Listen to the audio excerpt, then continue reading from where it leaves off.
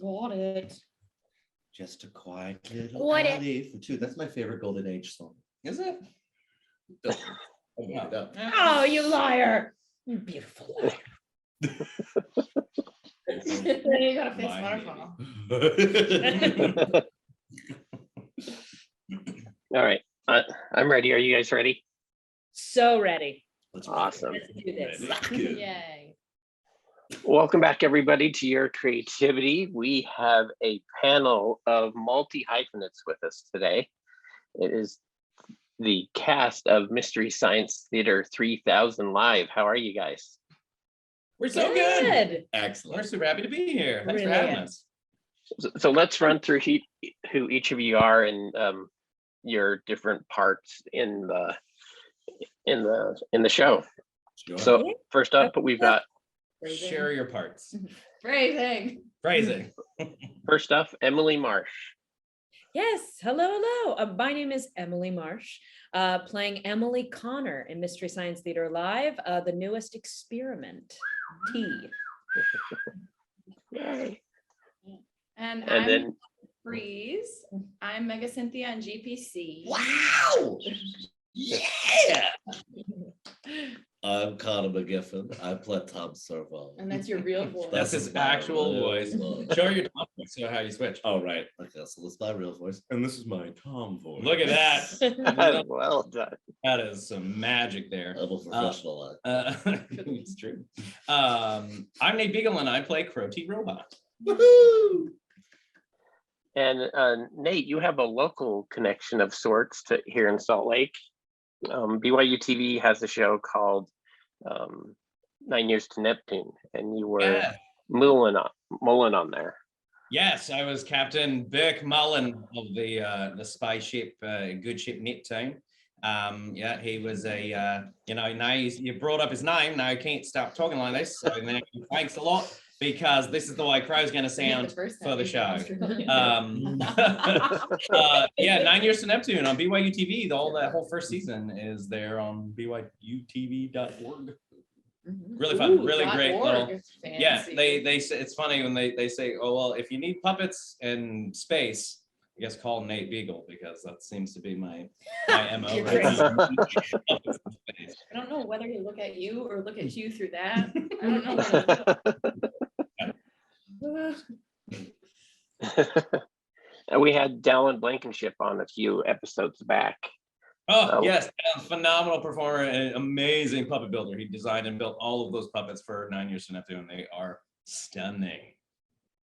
Yeah, they're amazing. I'm hoping if a second season happens, that I'm able to go over to the shop and check it out.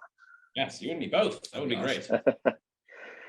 So my first question is, what is your earliest memory or experience with Mystery Science Theater 3000? All righty, I will begin. It's actually so fun. We usually do meet and greets before our shows. So this feels like our opportunity to have a recorded meet and greet for the people. There we go. So I first was introduced to the show through my dad. He would definitely play it for me and my brother whenever my mom went out of town on business, because my mother famously thinks of Mystery Science Theater as that stupid show you watch with your dad. So that was my introduction to it. One of the earliest episodes and shorts I've watched was Attack of the Killer Shrews, which I still love, and Destination Venezuela, which is super, super fun short. I highly recommend. That's a deep cut short. Not a lot of people bring that one up. Oh, it's so good. But it is so good. So good. It just happened to be on the DVD set we had. Yeah. I was like, why did we watch these same episodes so often? They're not even in the same season. People don't even watch DVD collection. DVD. Yvonne?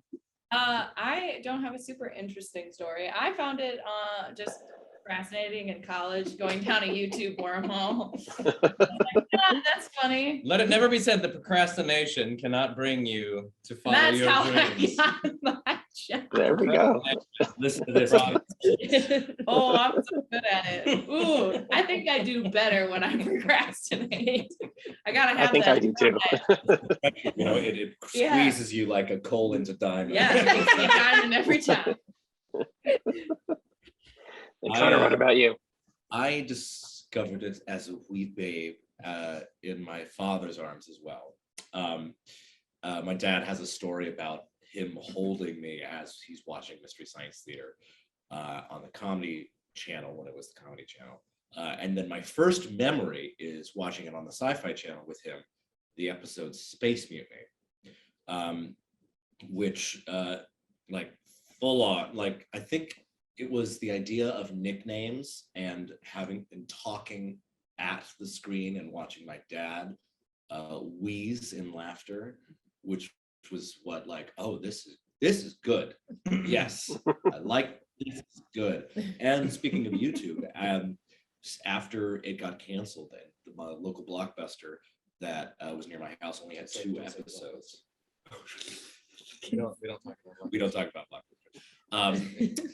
This show I thought was like a fever dream that I made up, and then YouTube came along and people started uploading episodes to it, and I was like, this was real. I knew.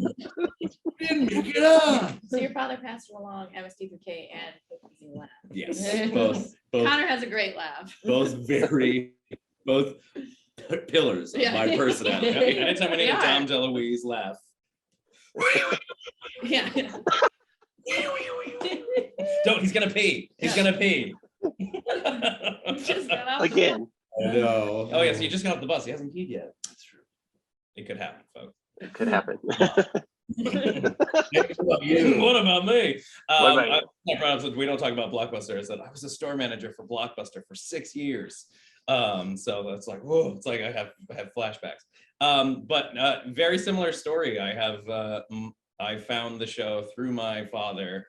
My parents were separated, and whenever I would visit my dad in DC, he had the Comedy Channel was on his cable subscription. It wasn't on our cable subscription in Central Florida. So anytime we would go up there and visit, and Comedy Central was on, and I have that very distinct memory of seeing my dad just cry laughing, just weeping openly of laughter, and saying like, and just having that connection. So, and the majority of the time I was laughing at him laughing at all of the jokes because they went right over my head as an 8-year-old. I think I'm trying to remember what you brought up, like the very specific episode, and I think it's the episode of Tormented when what I remember vividly, and I was watching, I thought my dad physically fell off of the couch laughing so hard. It was one of those moments, and they didn't do it often, but it was just a scene. Guy comes in and he sits down, and Joel and the bots all go as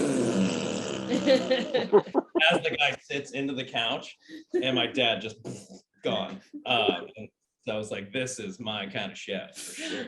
Fart joke. Fart jokes. Yeah, the fart joke brought me in, and I've been a diehard fan ever since. Yeah.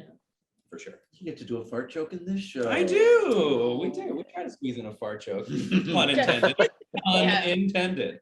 One might say there is a limited amount. That was a good fart joke. I don't care who you are. But yeah, this show has very much informed my sense of humor, my personality, and perpetuated my career as a puppeteer, voice actor for sure. So, where did each of you grow up, and what's some of your training that led you to this?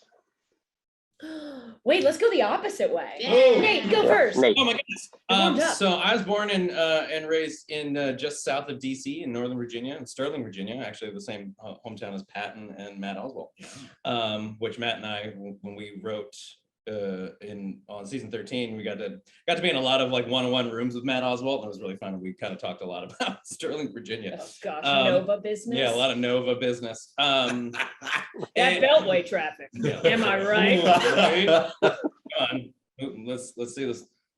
Throw a like and subscribe for some beltway traffic. So but for me, I got bit by the puppet bug watching Fraggle Rock as a kid in the 80s, and it went from that. It was I described it as a light switch moment where it was like, hey, I really love this. This is really fun. I'm enjoying this. To going, how do they do that? Like, I want to know what's happening underneath, below the frame, as it were. And so I literally just threw myself into every book that I could find about puppetry and learned how to build puppets and just followed that trajectory of, and the more I learned about puppetry, the more I engrossed I became in the performance aspect of it. and wanted to incorporate that everywhere I could. I spent my formative junior high and high school years in college in Central Florida, where my mom was living. And so there was no real puppetry outlet at that point. So I really followed the traditional scholastic speech and drama, theater, musical theater route, and incorporated puppetry elements whenever I could. And cut to after college, I sold most of my possessions in my car and moved to New York, and just fully engulfed myself in the New York puppetry scene, where I got involved with the Henson Company and Sesame Street, and met and really just worked with everyone in that community, which helped just perpetuate my getting better and stronger in puppetry and voice work, and all kind of led to this. Very nice. Yeah. Conor? In Dover, Delaware. So I am a little bit familiar with Nova politics. I started with children's theater when I was 8. And at that point in my life, I decided, yep, this is what I'm gonna do. It was literally like, this looks like fun. I'm gonna do this. I'm gonna do this. This is what I'll do. So then after that came dancing lessons, and then singing lessons. And then I decided musical theater is the hardest art form.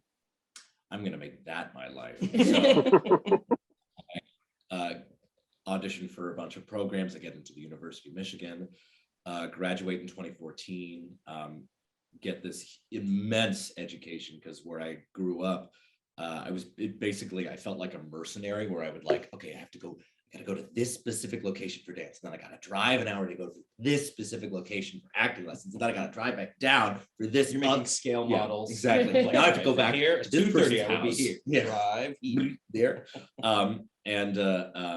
It was amazing that all of these things could happen in one location. I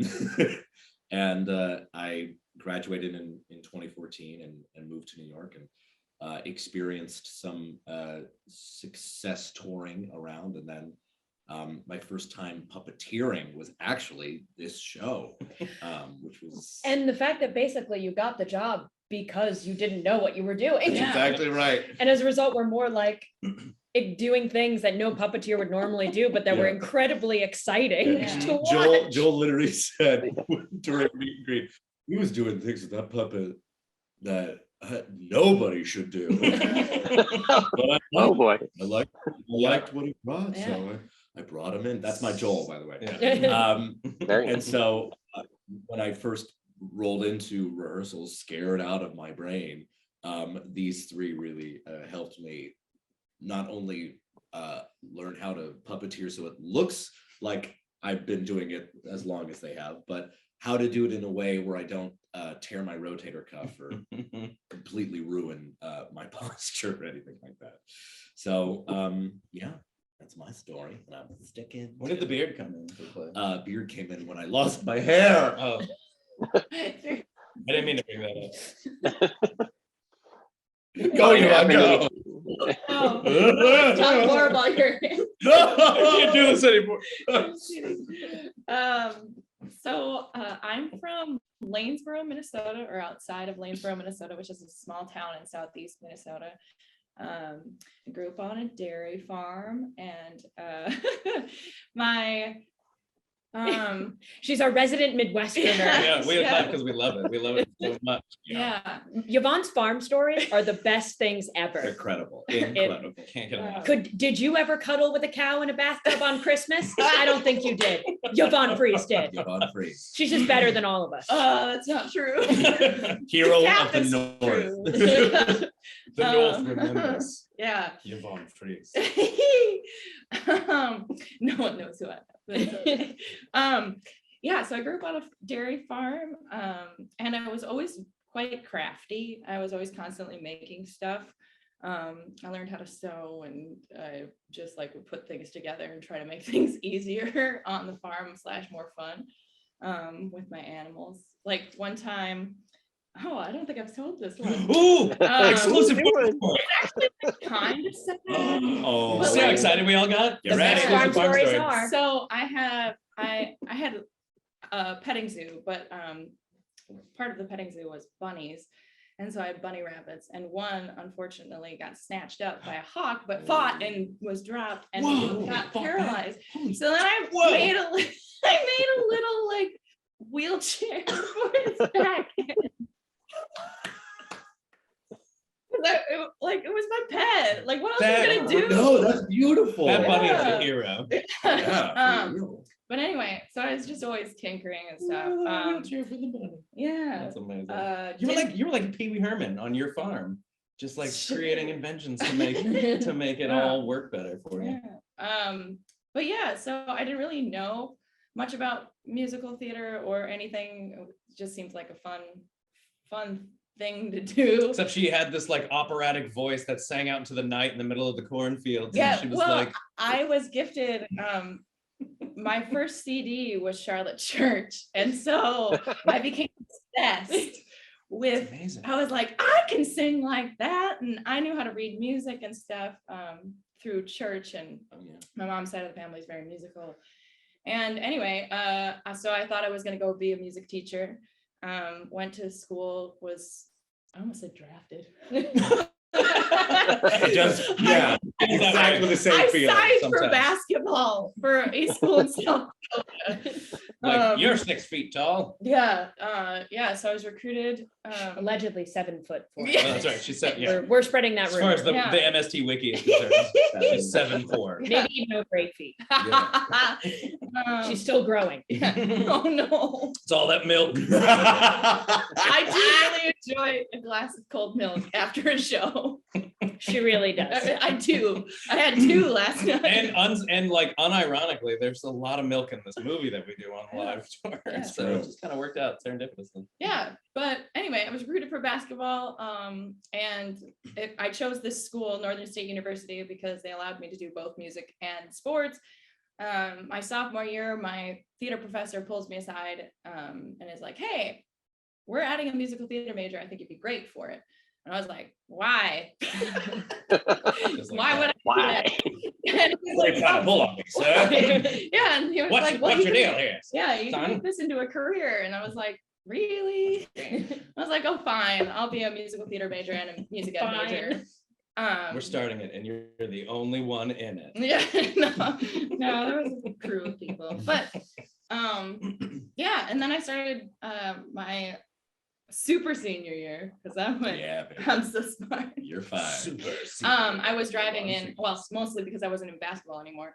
I was driving into Minneapolis to audition, and my very first audition that I booked was a puppetry little Midwestern Minneapolis tour, and then also a musical, an original musical. And I moved to Minneapolis. I sublet a place for 3 months thinking, oh, and then I'll move someplace else. And then I stayed. And yeah, I've been involved in the Minneapolis puppetry scene ever since. And yeah. My first CD was MC Hammer's Please Hammer, Don't Hurt Him.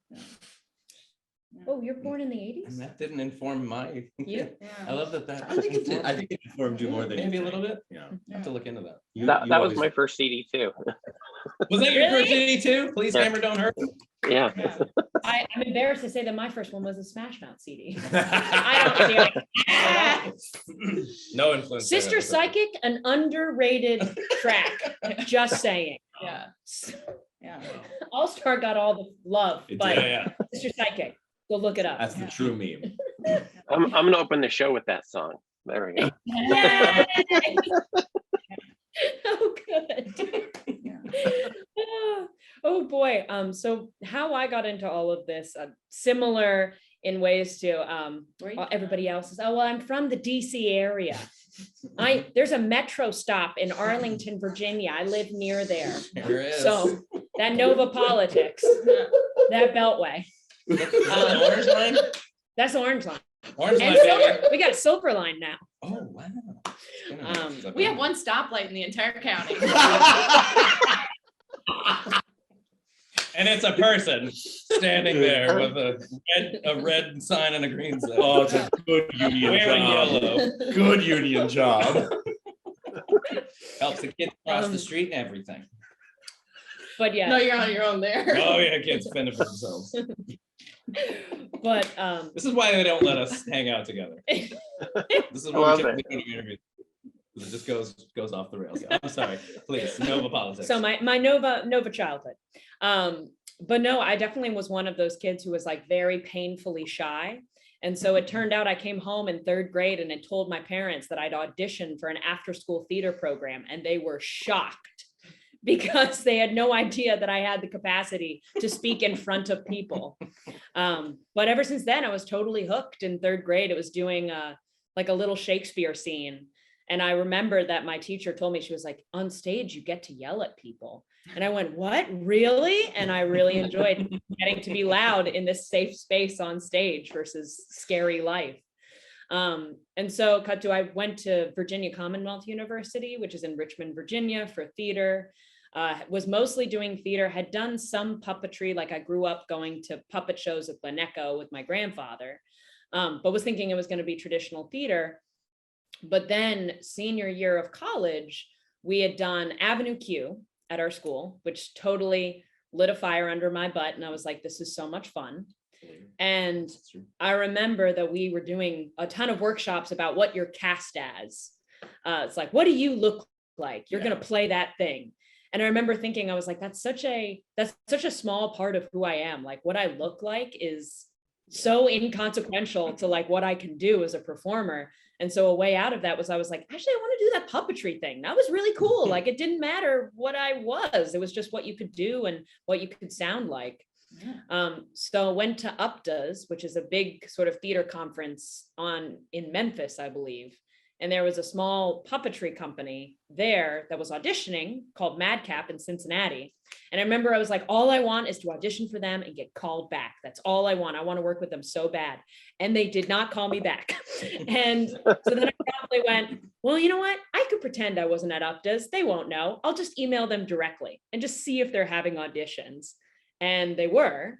And so they called me in to go to Cincinnati to audition, which I did. And then booked the job. So then the next 7 months I spent traveling around in like a van in the polar vortex in the Midwest, setting up puppet shows in like cafetoriums all over the Midwest. Wow. And man, oh man, it was such a fun job. I have such a soft spot in my heart for cafetorium shows. I've done many of them in my career. So that was when the puppetry bug first bit me back in 2013. And that is actually what I had been doing in New York, in Atlanta. And for this show, I actually auditioned as a puppeteer. There was no advertisement for like, oh, you would be a person. I was trying out for GPC to be a singing puppeteer, then cut to being cast. And they went, so you're not GPC, you're something else. We're kind of going to write that character. Don't worry about it. Yeah. And so even still now, I think people come to see the live show and they're like, wait, but I saw you. You weren't holding a puppet. Why did I see you? Yeah. I'm like, yeah, I know. It's not my normal gig. You did get to be a puppet in the first tour. Yeah. I did technically get to puppeteer Cambot. The first and only puppeteer Cambot. It's true. Officially credited. Yes. Yeah, officially credited. It was maybe 15 seconds. She. Yeah. Which it is true. And Joel was like, I think Cambot's a girl. It's like, great. Fantastic. Always watching, never speaking. Yeah. But yeah, that was the long trek of puppeteering that then led me to being a performer with my face on this tour. So describe an average day that you have a performance, like, you know, what time you go in for like auditions and sound check. I mean, not auditions, but sound checks, any rehearsals.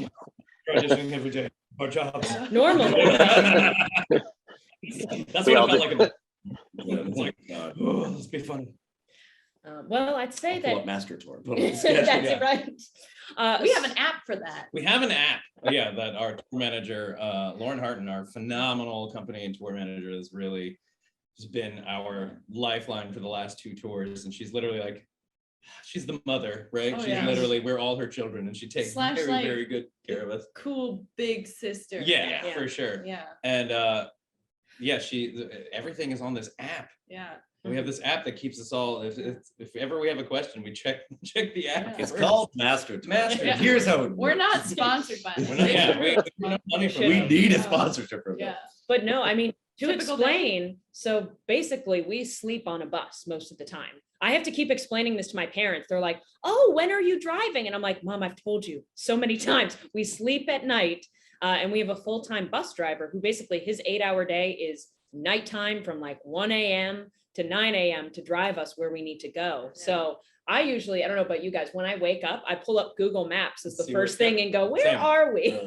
I, Are we gonna step out into oncoming traffic when we leave the bus? that's probably, I always look at the weather. I'm always Oh like, yeah, what is the weather? temperature is it today? Yeah. Because you don't know from the temperature inside the bus what it's going to be like Or outside. or the time of day, because we're in little coffin bunk beds. No. Yeah, all 12 of us sleep on this bus together. Yeah. So it is We're literally Partridge in a time Family. bubble. Like we Yeah. don't know what time it is. We don't know what day it is. No.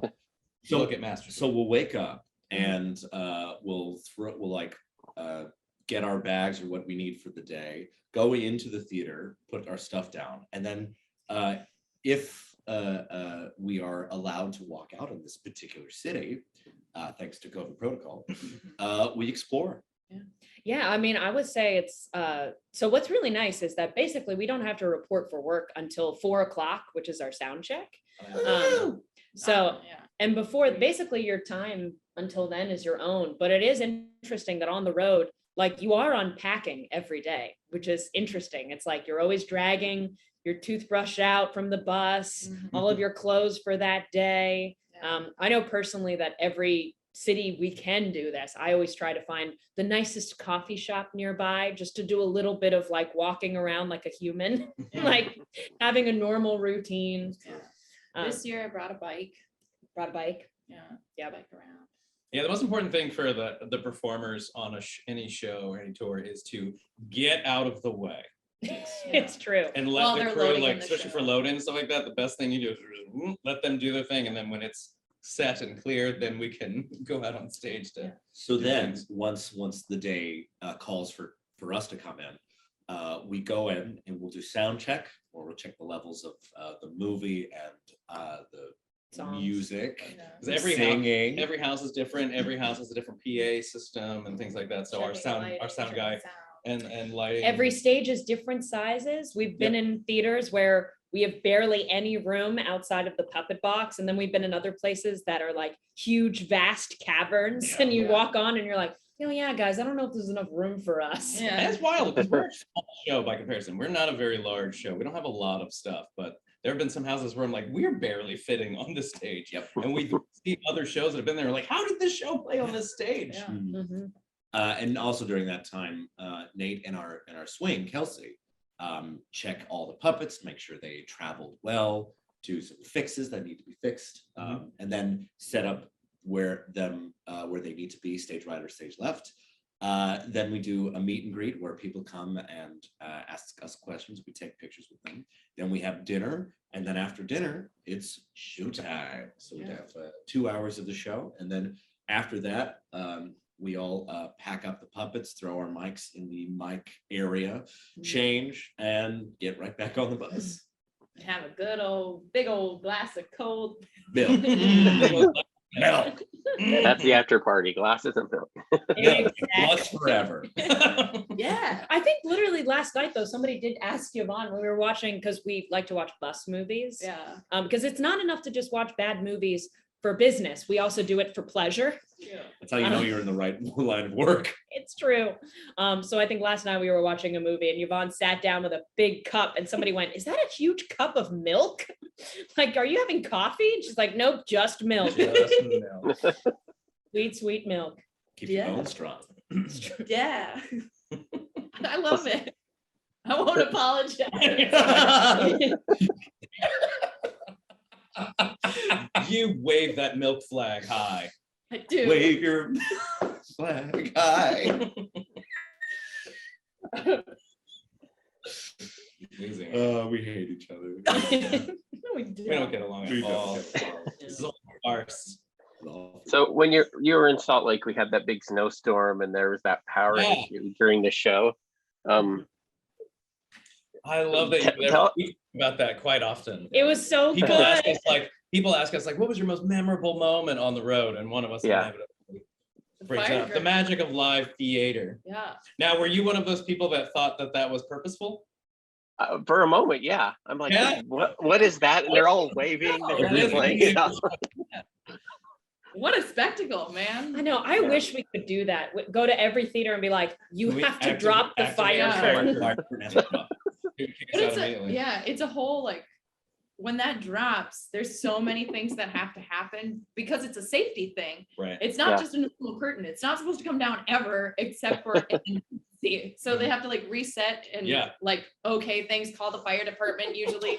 Like, wait, and the reason it fell was because of a power surge. Power surge from the snow. To clarify, for anyone who's worried, there was no fire. There was no fire. Just a power surge. But it's hilarious. The audience is out there laughing, and we're doing nothing. So we end up just like waving. That was my favorite thing. Just falling down, just like bye. And they our mic went out, like everything went out, and then the fire curtain goes, and it's so funny. The audience is like, oh, those crazy kids. You know, they're doing something silly. But backstage, it's mad. It's chaos. People are freaking out. Stage managers running back. What is happening? Local crews running around. Get off the stage! Get off the stage! Our stage manager's like, get off! I just kept on waving even to them. Yeah. I was like, what's happening? Yeah. But yeah, that was a fun little magic of live theater. And then it was fun to go, all right, we're good. All right, and get Rise it back up. Yeah. It was, but I love that. Yeah, we've still heard people are like, I really thought that was part of the show. It was hilarious. I thought for a minute, then I'm like, no, that something's up. Yeah. Especially when it took a while to come back. And then how did you guys do with the snowstorm after? Did the bus not leave immediately? We had to stay. We did. They scrambled to. Yeah, that is something that I know I'd never really thought about before, which is that we have a person, Brett is his name, who his full-time job is to keep all 12 of us alive while he drives at night. And so, as you might imagine, a huge like tour bus does not work well when driving in the snow. Just not its optimal driving situation. And that snow was wet and heavy. Wet and heavy. Yeah, it was a significant snowstorm. So that was the one circumstance where we could not drive that night. He couldn't even get out of the parking lot. Yeah. So we had to stay the night, wake up early, and drive all day to get to Reno. Yeah. But then the crazy thing was that the weather followed us because then that night there was a snowstorm because we had to drive from Reno all the way to Eugene, Oregon and go over the mountains. And that ended up being like a crazy 1 a.m. to 2 p.m. or 3 p.m. drive, like on roads that were just covered in snow. And at one point they're like, you need chains. And we're just like, oh man, Brett, get us through. So the unsung hero of this tour is Brett, our bus driver. Brett Lauren, keeping us alive and getting us to the next city. It's unfortunately we had to cancel 2 shows due to weather. Yeah, because the mountains the roads were closed and we just physically couldn't get there. Missoula, Montana, and Boise, Idaho. I think they understand that they have some inclement weather every once in a while. Well, well, like this happened last tour too, where they booked a show over the mountain pass, like in the winter. And it's like the tours do tend to go out over winter time all the maybe time. let's do this more. Let's do a summer tour. Spring, Fall. We'll be back. Let's do it year round. Were there any other wacky stops like that? Do you guys remember the show where the sound was doubled? Oh yeah. Oh boy. Do you remember what city that was? I remember the city. Cincinnati. No, it was Cincinnati. Because I was so Cincy. excited. We didn't go to Cincinnati last time, and that was like my formative years as a puppeteer. I was so poor and broke in Cincinnati, and I loved it. So many interviews about it. Because Cincinnati's the best. And on that tour and on that show, in our first section of the movie, somehow the audio was playing twice with about like a 2-second delay. Yeah, it was So it sent was- through twice. Yeah, so it's things like, hey Joey, and it wasn't syncing up with the video. One sync was with video, but there was audio just before it. Yeah. That wasn't matched with the Foreshadowing, video yeah. and audio. Right. It was It went on wild. for the whole entire section. We sure did. It The went whole through first section. and we made it work somehow. We were just like, We're pros. I've never had that moment where I think us as a group, we were just trying to like kind of continue like as normal. And then all of a sudden we're like, we've got to comment on this. Yeah. Now we've It's just gone too got to long. make fun of this Yeah. now. And Cincinnati ate it up. They Yeah. They were such good sports. really were. Yeah.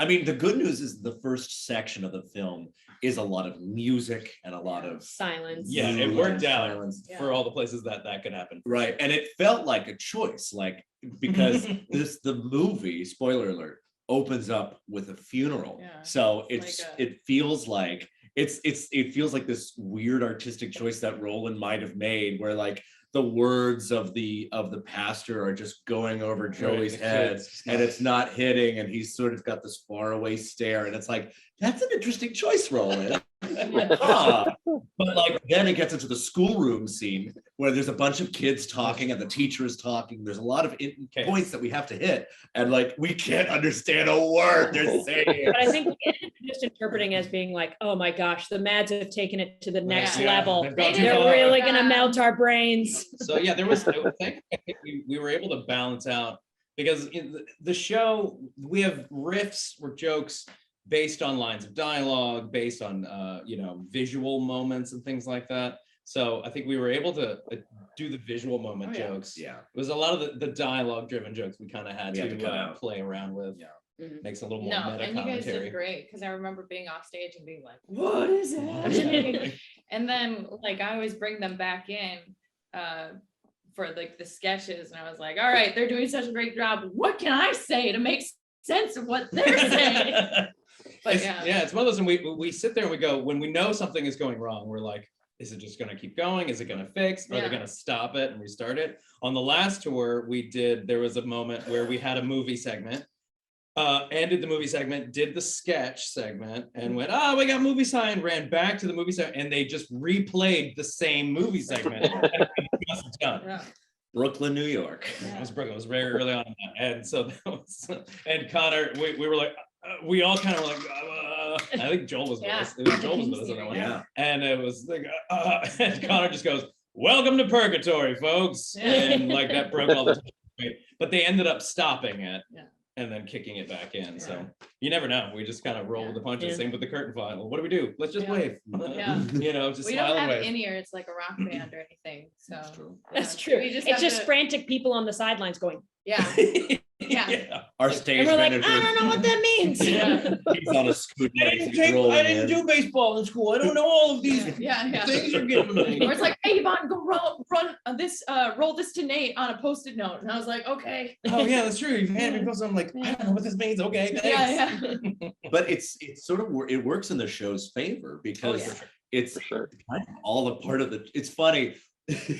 What makes it a part of the charm for us is something that we would deride in the movies that we rip. It's like, that's a silly boom mic mistake. Right. Meanwhile, when we do it, it's like, oh, look at those guys go. I mean, Mona told you so beautifully. It was a great quote. Oh, with when we were filming, just summing up that it's like, of course it's Mystery Science Theater 3000. Like, we're all excited to be here, but also it's just Mystery Science Theater 3000. Just relax, right? It's literally in the show. Yeah. It's really just Like relax. you see the strings so much. Yeah. That's like part of the charm. And that's of what it, Joel said in our last story. It's like, it wouldn't be Mystery Science Theater if you didn't see the strings every now and then. So I think that is part of the charm. The crowd really loves that when they love it. When things go wrong. When things go wrong. things go wrong. It also is like a unique experience, right? So like in Salt Lake City, we haven't yet had another fire curtain fall. Yeah. Like, that's a completely unique experience. We will always remember Salt Lake City. We will always remember Just Cincinnati. recently in Orlando, I had Crow, one of his the puppet, his mouth basically broke. His mouth string that opens it was slowly like coming undone, and so it just wasn't working anymore during the last sketch. And he talks a lot in there, and so I tried to like discreetly move my hand physically in his beak to like operate it like this. And it wasn't happening, and we're very well lit. It was very obvious, and I just had to lay into it and just grab it. And that was also where the guy grew up, from laughing too much. Yeah, We would like to we have a guy that laughed so hard he puked. Yeah. The best compliment we could ever receive. That's the next level above peeing yourself. Yeah, Yeah. It really is. I would say I would put that above peeing. Oh, for sure. Yeah. I don't know how I feel about bodily fluids being expelled in laughter. Mystery Science Theater 3000. You'll puke. Hold on to your fluids. That's the next tour. That's it. Hold on to your fluids. Hold on to your tour. fluids. We've been trying to figure out what the next tour is going to be. There it is. Hold Here it on to comes. your fluids. Oh, Mr. Science no. Theater 3000 I'm Live, hold sending on to this- your fluids tour. Sending that to Joel right now. No context. No context. Say Mr. Science Theater 3000 Live, hold on to your fluids tour. No, just hold on to your fluids. Just Hold on to your fluids. Oh boy. so you each play a character that has a previous like what's the word? Incarnation. Yeah. Yeah. We each each other a cup. Describe how you prepared with that. You know, speaking with the past performers, or watching a ton of episodes. What was your prep? Oh, you want to start this way? Yeah, do it. So it's for me, being considering myself a very hardcore fan of the show since day one. The show is very important to me, and thus the characters are very important to me. And as a performer, taking on another previous performer or multiple performers' roles, I've always wanted to approach it with a sincere level of respect for everything that has come before, and every performer's skill set and little quirk and things that they brought to that character to make this character come alive a little bit more. And so it's character continuity. So the character always comes first. Crow, knowing who Crow is and how he is with his family and how his personality, has always been at the center of him. And I think, and Trace, as the originator of him, really created that. And then when Bill took over, added a little bit more of that like Brooklyn snarkiness to him, and he became a little bit more wisecracky than even with Trace. And then same thing with Hampton, and then Hampton brings even like made him a little bit younger, a little bit more juvenile with all of that combined. And so I try to take a little piece of everybody and kind of blend it all together, and then add my own little twists and things for him as well to kind of bring him to life, so that he's recognizable, but also he's unique to my performance as well. So it's a fun balancing act. That's daunting at times too, because I consider these characters iconic characters. So it's really important that. But also Nate and Connor are just Crow and Tom in humanoid form. I mean, it is funny when Like they grew up with this, and I think they became their hero. Through It's very osmosis, strange. I have a very strong memory of really having a very strong affinity for Tom. Yeah. And be like, he would be cool. He would be a cool person to be. That would be fun. So It's how you became a dome. it's how I became a frosted dome myself.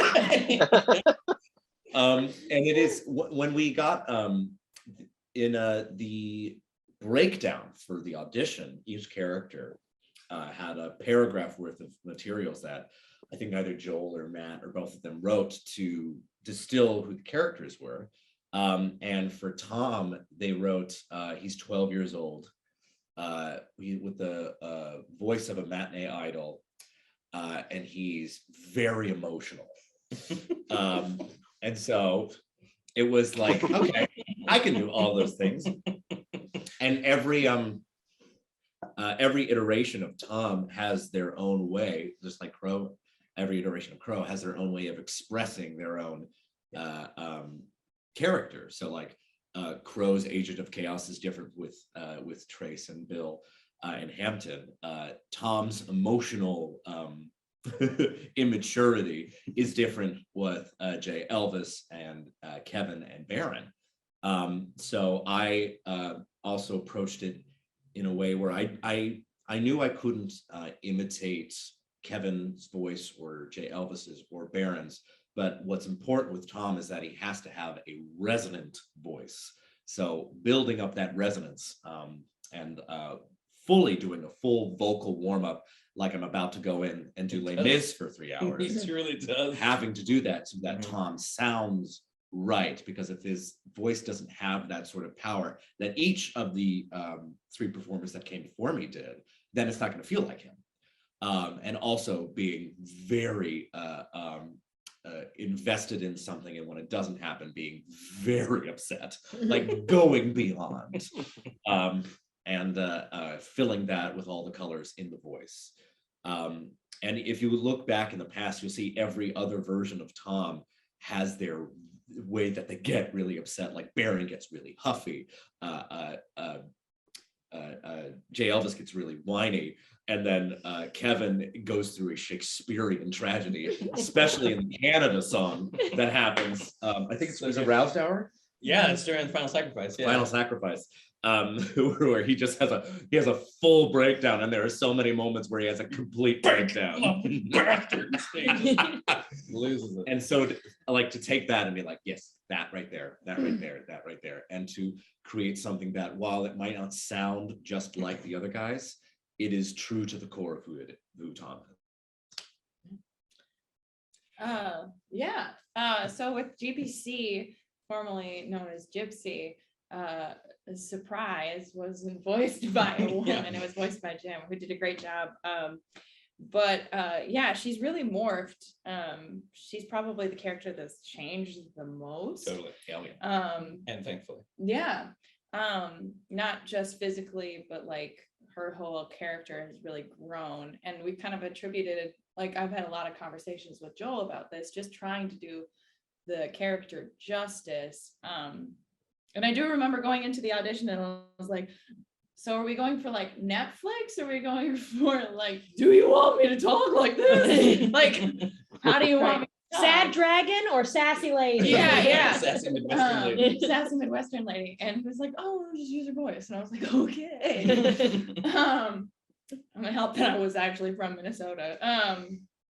But yeah, she's really grown, and she runs the ship.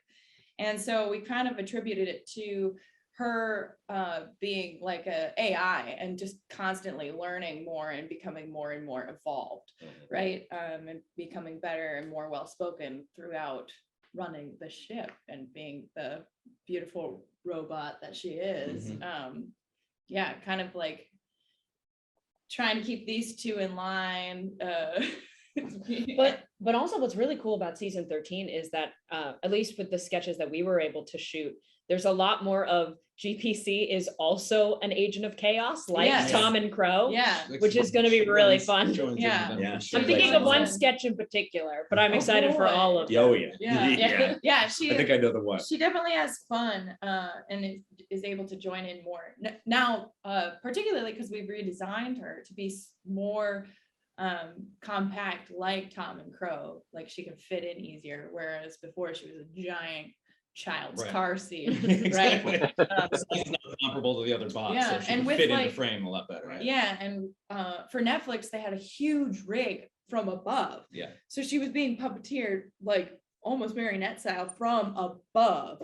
And with our own independent shoot now, we don't have to worry about that. Like, and it's so great on the live show. Yvonne is such a phenomenal puppeteer, and she gets to do these really cool things with GPC that you don't ever even see on the TV show through the way that we have it, the stage designed, and her tube. And she does all these really wonderful, beautiful elements with GPC in the box that her tube is going all, because the whole idea is like, her tube is kind of everywhere, right? It runs throughout the whole show. And so she really gets to utilize that in the live show, which is phenomenal. And she's come up with so many fun little things that it's almost like her tube is sentient along with her. And it's so fun. And it's so like the GPC is in so many more of the sketches and riffs a lot with them. And I love what you were just saying, like keeping us in line. She does these great moments. We get to riff together, and whenever Tom and Crow are saying something a little off, she kind of gives them a look and goes, she just shakes her head at them. I've caught you doing that a few times, and it's amazing. It's so great. She just kind of looks and goes, "Oh, now!" Like it's really, you too. It's really, I'm glad you caught that. It's you can tell you that. I love that. So it's just really beautiful the progression that has happened with GBC, and that she's a fan fave, and so she deserves to be in a lot more. She's an OG, She's an OG, so really fun. It's just such an honor to like help develop who she is. Yeah. Yeah. What was it like Not you. stepping in the shoes of The Caine? The jumpsuit. Oh, Oh yeah, I'm You talking know. about Cambot. it's so complicated. It really is. So much has come before.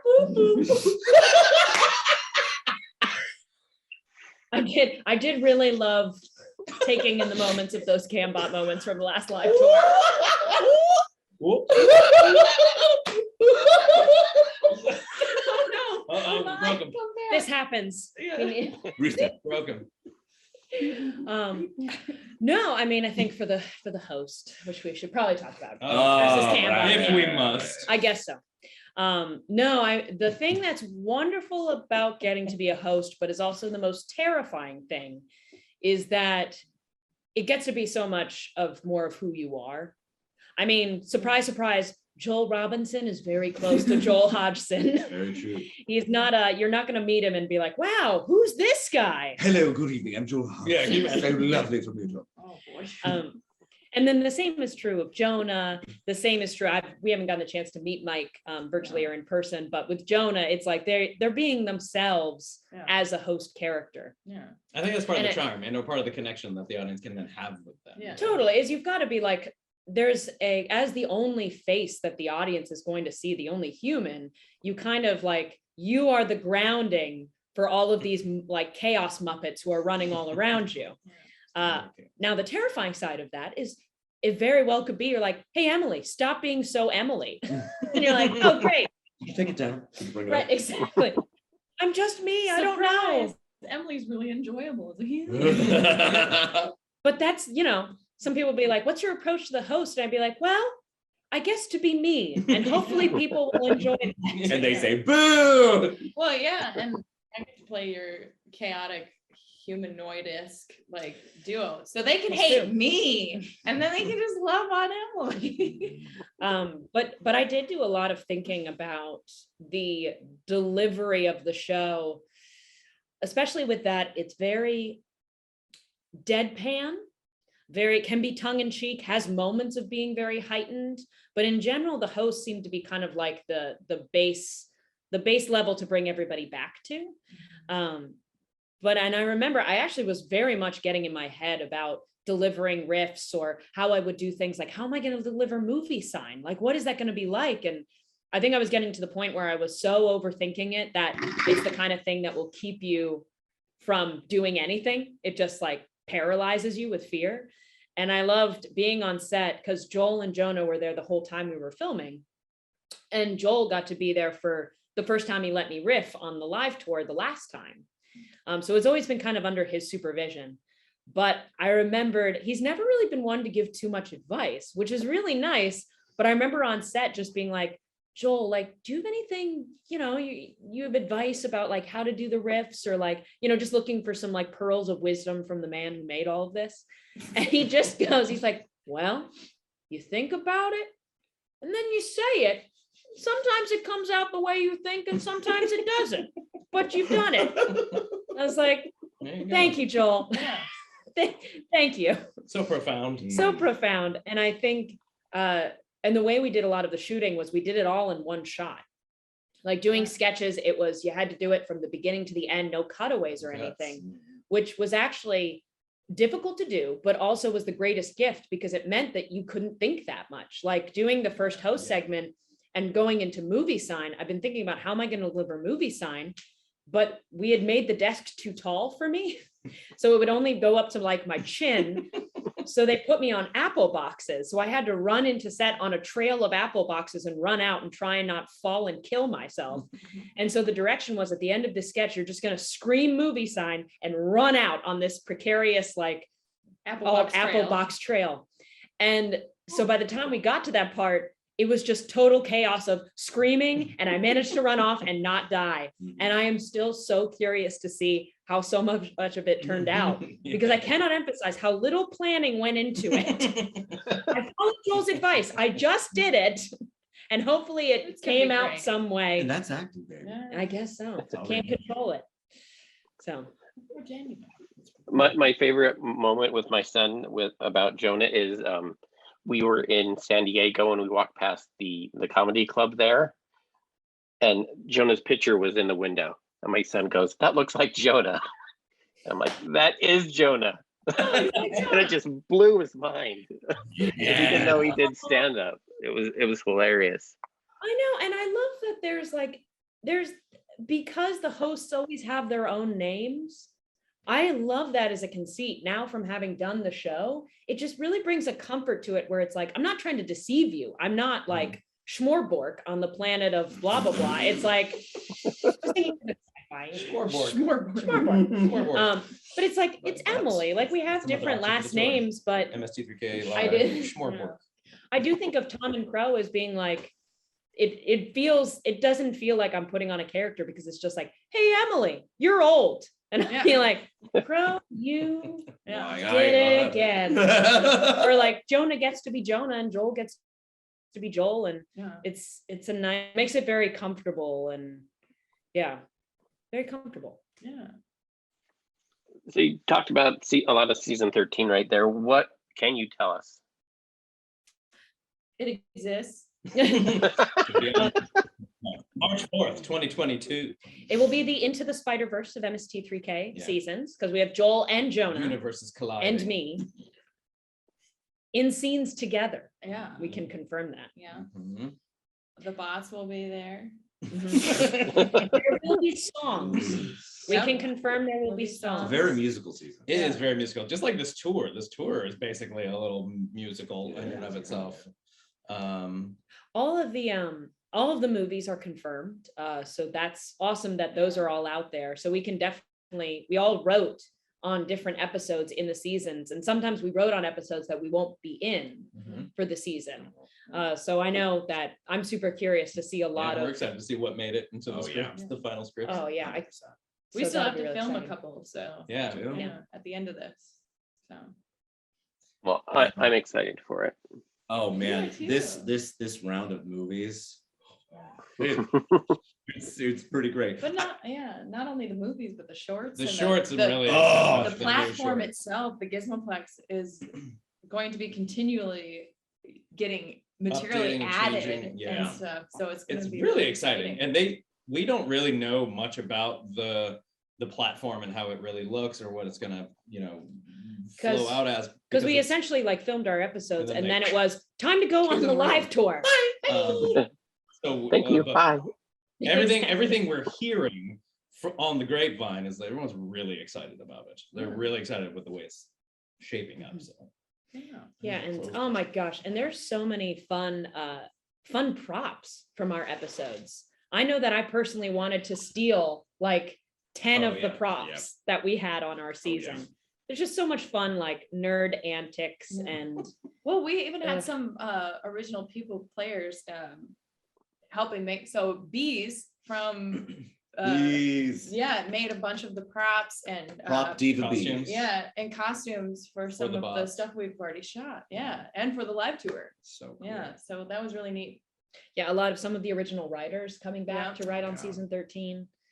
A lot of new writers from a lot of different places. We're saying this season has the largest group or culmination of writers that the show's ever had. Probably I want to say up to 30 writers throughout the whole season, which is really incredible from all walks of life and careers. We have a lot of Emmy award-winning comedy writers, showrunners, and things like that are on all of these episodes and kind of scattered about. It's been nice. It's like mixing it up, and they took us. We're dropped into a lot of these rooms for a lot of these movies and just kind of moved around, and it's just really nice to kind of shake things up. It makes it fresh. It keeps everything, every movie can have a new perspective. Somebody else is watching this movie now and putting their perspective on it. And I think, it's going to be I think they're all going to be really fun. The shorts are wild this season too. The shorts I'm really excited about. It's just, you like, where do they find these? There's got to be a Coronet well somewhere where they just dump that never runs dry. It never runs dry. But it's one of those you're like, how haven't they not done this yet? Like, how is this? Why are we blessed with this one? But we're so glad we are. It's incredible. People went crazy when you start videoing from home.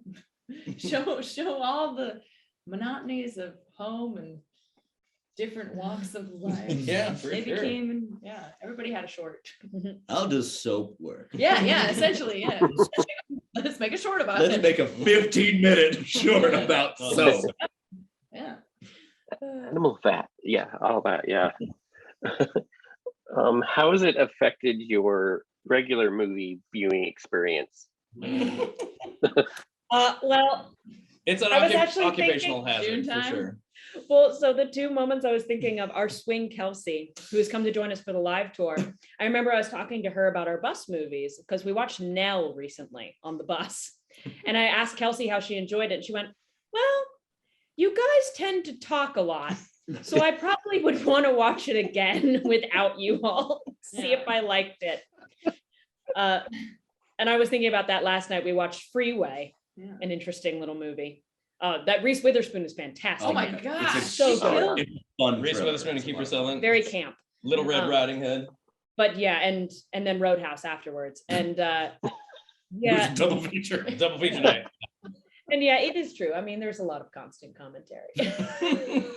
Yeah, you But it just can't doesn't- help it. Honestly, you just can't help And it. it doesn't help that we crack each other up so much. I It's think that true. just instigates the problem. Yeah, It's true. We feed each other. Yeah. It's very true. And yeah, I think my favorite moment recently where we went out in the world, we watched Dune during the rehearsal process. And there's a moment where it's Timothée Chalamet and the woman who plays his mother, and they're changing out of their costumes. Oh yeah, Rebecca Ferguson. Yeah, into like their wetsuits or something. Yeah. And Conor just very audibly in this silent theater goes, Mom, don't make this weird. On a beautiful movie. Beautiful movie, very In the silent. theater, yeah. Very silent. Because she's staring at him. Not saying that you're wrong. But it's just a moment you turn Conor and be like, Conor, shut up. I think we all saw Spider-Man together. Oh, I think that one we were all pretty quiet at. it's true. Spider. That one we all kind of Far from respect home. There was a lot of like Connor and I sat next to each other and did a lot of this. Yeah, we did a lot of There was a lot of like shoulder this. grabbing. So we did silent communication. Yeah. So yeah, I probably wouldn't watch a movie with us. No. Zero out of It's not 10. the first time. Yeah, 0. 0 out of 10 recommend. Negative stuff. I really enjoy now with our commentary. I thought we helped it. I thought we helped now. Tay in the way. You guys should record them and just release it as a podcast. Oh, sorry. What was that, Dylan? Sorry. You should record these commentaries and release it as a podcast. Oh, I don't know. Riff Tracks Well, see, that might already be the did that. final. Riff that Tracks might- will sue us. Yeah, Riff Tracks Also, already that might be the final step between our like demise. We'll never. Yeah. We won't be Yeah. literate after that. Exactly. Guys, let's all just get a house It's together. just for Guys, us. how about this? Let's riff life. Yeah. That also happens. We're gonna- That does. We're just the four of us walking down the street, shoulder to shoulder with microphones. Yeah. I'm holding a laptop, like, yeah, okay. Yeah. Wow, you're looking pretty stupid today. Way to jaywalk there, bro.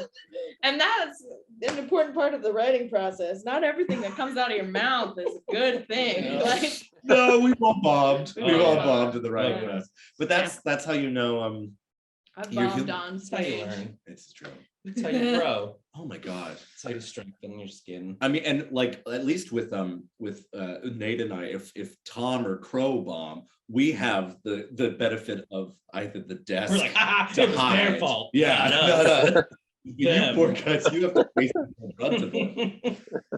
I didn't get a groan last night when I made a joke about like we were in North Carolina and our dresser Karen was telling me that there's Oh, the minimum barbecue. of 3 barbecues east, west, and In Lexington. And I made a joke about East Carolina and I got a You groan did? last night. And I was like, moving on. All right. Oh Well, man. We are at about that hour mark, so I just got some quick bonus questions. Yeah, like The first one is, what does creativity mean to you? Ooh. I think creativity is finding a new solution. Mm. That's what I would say. A new way of doing things. Mhm. Yeah. Yeah, I in the same vein, I think let your imagination run wild. Like I think creativity, just don't be afraid to, don't let reality keep you down. Like you can still live in reality, but let your imagination take you to places that then all of a sudden you go, oh, well, this would be a good idea, like. And also too, I think like maybe us talking about bombing is that like creativity doesn't always have to be like good creativity. Right. For like, sure. Man. I think sometimes judging things before you even do them, you're like, well, that's a dumb idea. And it's like, well, who cares? Just try doing it. Do it. And maybe something good will happen. I think Joel definitely taught us that. Is like, for sure. He always has 5 projects he's working on at any time. And you're never going to come out of the gate good at something if you've never done it before, right? You know what I mean? Rarely. So just do it though. Like draw that creativity picture. is just doing it. Yeah. Like just do it. Just do it. Like if you're thinking about creativity. Yes. If you're thinking about it, like it's an idea that pops into your head, why not try it? Mm-hmm.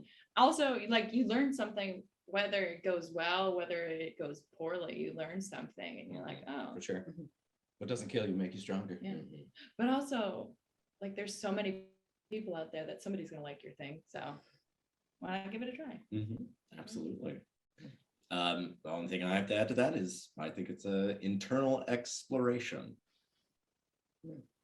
Love it. I like that. Next one is, who is your favorite Muppet and why? Janice. Yeah, Janet. I always loved Janice. Now, are we talking about actual Muppets, or are we talking about Sesame Street Muppets? Muppet Show Muppets, or the Fraggles considered Muppets? Yes. Only Jim Henson creation. The dark crystals on the table is what he's trying to say. Yes, it is. My favorite Muppet always has been Grover from Sesame Street.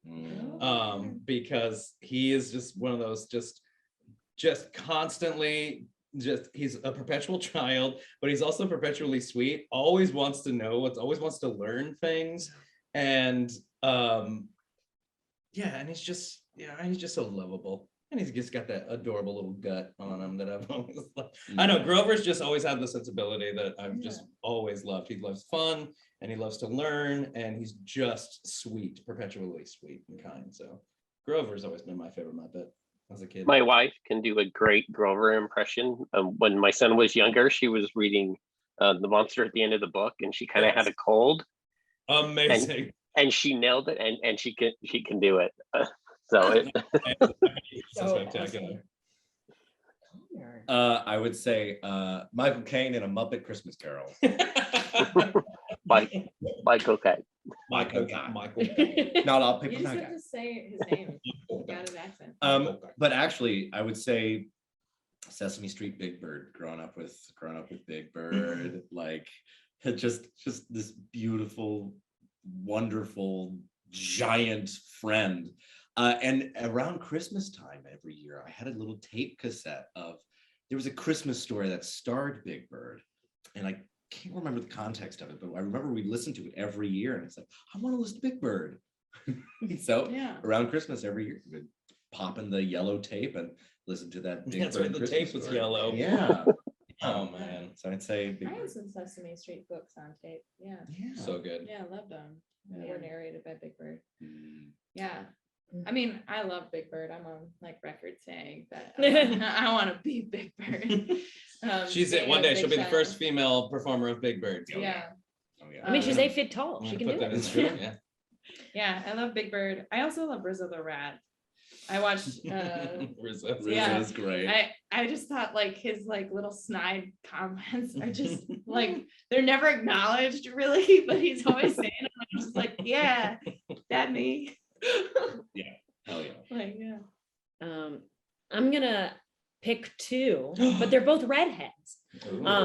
So no, I at the same time cannot choose between Animal and Beaker. Yeah. I love both of them. Those are solid. So much. solid. They're like two sides of your personality. Basically, yeah. It's like a Beaker day, or is it like a Animal day? Because I just love any sketch for Animal. Just like destroys the drum set. It's just so amazing. And then the Beaker, like Beaker, Beaker. that puppet is so expressive for having almost nothing that articulates in that face. Like just from eye movements alone and eyebrows, just like, and which I guess actually is true of both of them. They don't have that much articulation on their faces. Animal Animal's can got that, furrow his brow, Yeah. open his and close them. Yeah. Beaker is just the Ping pong With balls. his just little- the eyes, just the So brilliant. bulging eyes. Yeah. And his That's little right. like. Both. Yeah. Oh. There's so many- And then lastly, in the movie of your life, who would you want to play you? Oh, movie. Life. Me, I don't want to put anybody else through this misery. I'm just kidding. Don't do it. This misery. No, every time someone dare asks you. for like my ID, I'm always like, I promise you, nobody wants to steal my identity. Don't tempt them, Yvonne. Can we see your ID? Sure. When you go to a bar, can I see your ID? No one wants to be me. Yeah. I'm legally required to ask for your ID. I want Daniel Radcliffe as Weird Al Yankovic Oh yeah. to play me, but then I will do the ADR and do the dance. I'll do the Brilliant, voice. brilliant. Guys, I would like Linda Hamilton to play my Oh yeah. Yes. and take all kinds of artistic liberties. Yeah. Like out of the womb does like a roll forward. Amazing. Yeah. It's like, let's start life. Let's do this. Yeah. Come on, world. Invasion USA would also, that's the tone I want That my is- movie, yeah. my biopic to So have. her new favorite movie is Chuck Norris's Invasion USA It's from so 1985. good. Oh man. It's one of our bus movies. Yeah. That Highly was- recommend. that was Something. Yeah. So many fake bullets. Who you want to play? Paul Giamatti, and the title of my movie would be down. The Ill-Equipped Pursuit of the Misconceived. Oh, nice. Nice. You know Done. what? That- Julia Child. Yay! Let's She's do not it. even an actor. Let's do a seance. Bring her back. Yeah. I don't know. Not an actor or alive. No. Yeah. It doesn't matter. I haven't- We can Meryl Streep as Julia Child as you. Yeah. Meryl Streep as Julia Child. As Yeah. Yvonne. Or Dan Aykroyd as Julia Child. Oh. I love it. Yeah. Deep cuts. John Cleese. John Cleese. Yes, That's John Cleese in the Yvonne Free story. Yeah. I'll watch John Cleese drink milk for 2 hours. That's it. That's all it's It's just him drinking milk for 2 hours. In a I'm room. in. In a well-lit room. Just Yep, in natural light. Oh goodness. So what shows do you have left on the tour? Oh man. Close just things out. I know, this Yeah. is We're in our the final last, five. our last New York week of and New tours. Jersey. Worcester. And Massachusetts. Worcester, Schenectady, New York, and Red Bank. Philly, Worcester, Schenectady, New York, and Red Two Bank. cities that are hard to say right next to each Schenectady, New York, and Manhattan, New York. Yeah. Which is crazy. other. Also, there might be a blizzard in a couple days. Oh, really? Yeah, We'll apparently see. there might be snow. We're Okay. inland, so Fun. I hopefully blame not on the me. coast. You brought your Midwestern I weather get with you. Yeah, we've had some, like even in Texas and Florida, it was cold. Iguanas are falling out of the sky. Mass hysteria. But yes, 5 more shows to catch us. Yeah. That is it. So sad. I know, it is Just gonna five say. more. We've had a lot of fun with this one. Go on. We've had a lot of fun with this one. Yvonne had this really great story at one of the meet and greets of like, what was one of your favorite moments of the tour? And it was like when we all got to see each other again in Oh my person God. after almost 2 years of Yeah. not So seeing each true. other because yeah, COVID hit right after we kind of, you know, in the middle of the Yeah. Great Cheesy Movie Circus, Yeah. right in March, and then we hadn't seen each other since from March of In 2020 person, yeah. till October of 2021. 2021. So Yeah. it was really nice to just finally group hug each other. Everything Yeah. was. It's like you have Outside of- legs. outside of I Zoom. know. Yeah. So that was a real special moment. But yeah, this tour's been amazing. We had a really a blast. Did you see the last one? The Great Cheesy Movie? No. We did when we were in Salt Lake City. I feel like we did No Retreat. We did No Retreat. No Surrender. Which holds a very special place in our heart as our first movie that we did on tour. But this one has been pretty spectacular across the board as like a solid, and the fans have been so amazing and vocally on social media about how much fun they've even, saying that it's funnier than the last one, which is supremely high praise because the last one was really funny. So good. Our fans have been super welcoming because we're all relatively new to the world of MST3K, and everybody's been really so far accepting all of For us. Oh, I sure. know, Sticking and with us through all the People who watched Zooms. all the Kickstarter That's videos. what I mean, through all the Yes. YouTube streams So and kind and Jackbox gosh. games. Yeah, And so we're very they didn't get fortunate sick of to us. have a good group of friends. Friends. friends. We're friends. They are our friends. They're our friends. Goodness. All our friends. Hashtag friends. Well, thank you guys. I'd like to do this again on the other side of season 13 if we could. And For sure. Yeah, once the episodes start rolling out, we'll start Still talking on more about We might all be Hollywood elites by then, though. So you're gonna have to catch to our manager and see if our schedules are running. Not me. I'll just be Or- doing a seance. Or the opposite. We're in the streets. Yeah. Connor's still on the bus. He's been asleep for 7 months. He's in hibernation. Yeah. oh, could you guys give my son a shout out? His name's Lennon. Glennon? Len. Lennon. Lennon. Lennon, like Yeah. John Lennon. Oh my gosh. Yes, we'll have to Yeah. give him a shout out. All right. All right, ready? Right now? Okay. Yeah. Yeah. 3, 2, 2, 1. Hey, Hey, Lennon! Lennon! What are you doing? What time is it? Should you be in bed right now? Is your mom having a birthday? Yeah, she is. That's where we're going to Listen, brunch. happy birthday. You can play this for him every year on his birthday. There you go. Thank you guys. That's good. Awesome. All right. Happy birthday, Lennon. Whatever day that may Yay! December 20th. You got bird. Congrats. Enjoy high school graduation, college graduation, your marriage. Yeah. be. Your first child. Welcome to the birth of your first child. Welcome to retirement. Nicely done. You get that gold watch. Make sure it fits. Welcome to the workforce. Go out there and make some dreams come true, Lennon. Mhm. Be good. Or will. Be I very was- disappointed. I wasn't gonna say kill you. That was a Mystery Science Theater reference. Believe in magic, Or I'll kill you. That was a reference, Lennon. We aren't acting to kill you. My God, David. David. David. Stab her in the eyes. Stab her in the neck right now. She'll go. God. Oh no, we're spiraling. Oh no, Spiraling. we're quoting Spiraling. all episodes. Slipping down the drain. Trumpy, you can do stupid things. Oh man. All right. Go shower, go eat, go roam the city. And I've got to go take my wife to breakfast brunch. So, Yay! Happy birthday. all right. I'll see you guys later. Awesome. Thanks for Thank you. having us. Yeah, thank you for having us, Dylan. And I'll talk to you guys later. All right, bye. Bye. All right. Bye.